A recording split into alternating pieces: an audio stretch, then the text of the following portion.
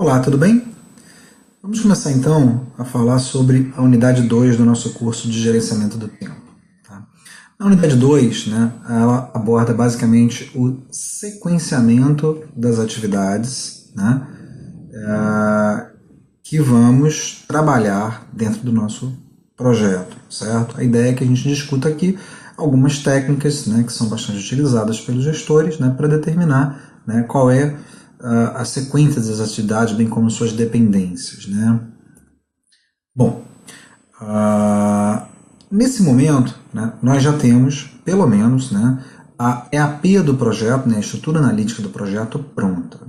Só lembrando que a estrutura analítica do projeto, ela é o escopo do projeto, ela determina, em alto nível, tudo que a gente precisa entregar para que o nosso projeto tenha chegado ao fim, certo?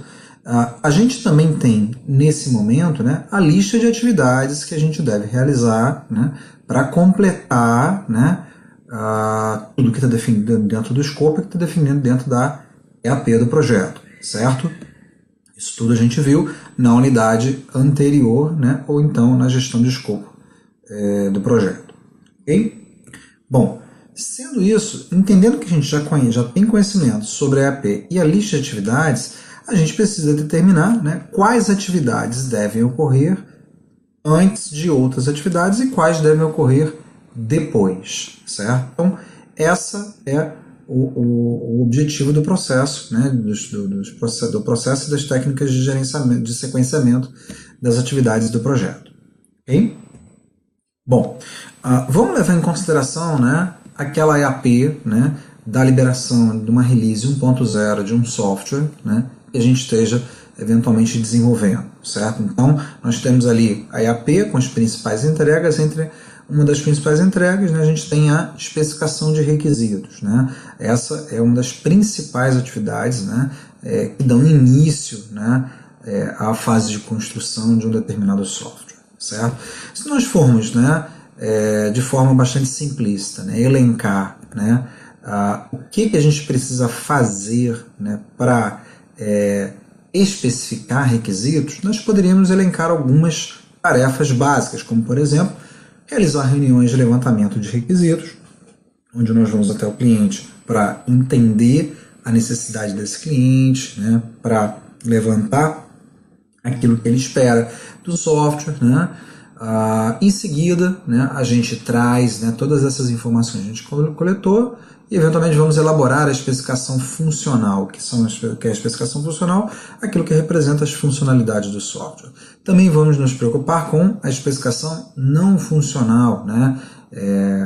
A especificação não funcional ela se refere, por exemplo, a questões de qualidade, desempenho, usabilidade, que hoje em dia estão muito comuns nos aplicativos desenvolvidos, certo?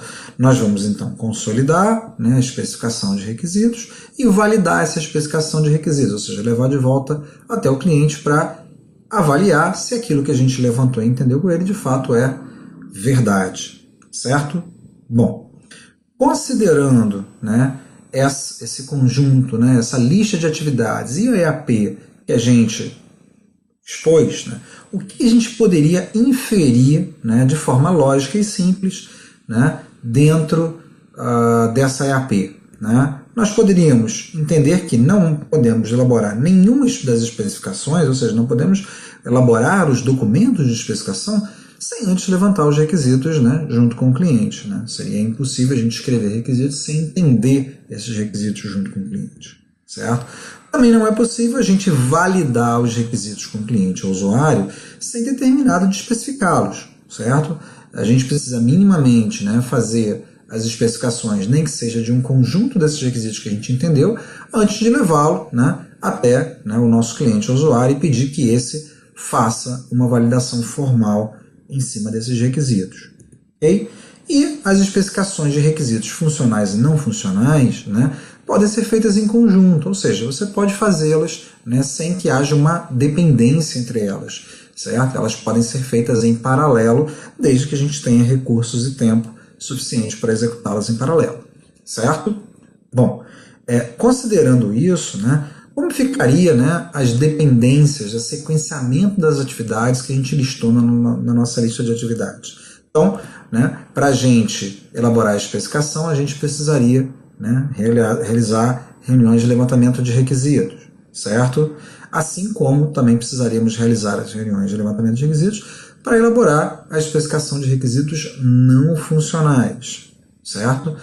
Para a gente poder consolidar a especificação, ou seja, o documento de especificações, a gente precisa que, né, as atividades de elaboração de requisitos, de especificação de requisitos funcionais e não funcionais, tenha sido finalizado, certo? E para que a gente consiga validar, né, a especificação junto com o cliente, a gente precisa que a consolidação, né, que o documento completo com os requisitos funcionais e não funcionais esteja terminado, né, para que a gente possa levar, né, aí sim, levar ao cliente e mostrar, né, e apresentar esse artefato para um determinado cliente usuário e avaliar junto com ele se aquilo que a gente entendeu de fato representa a vontade dele.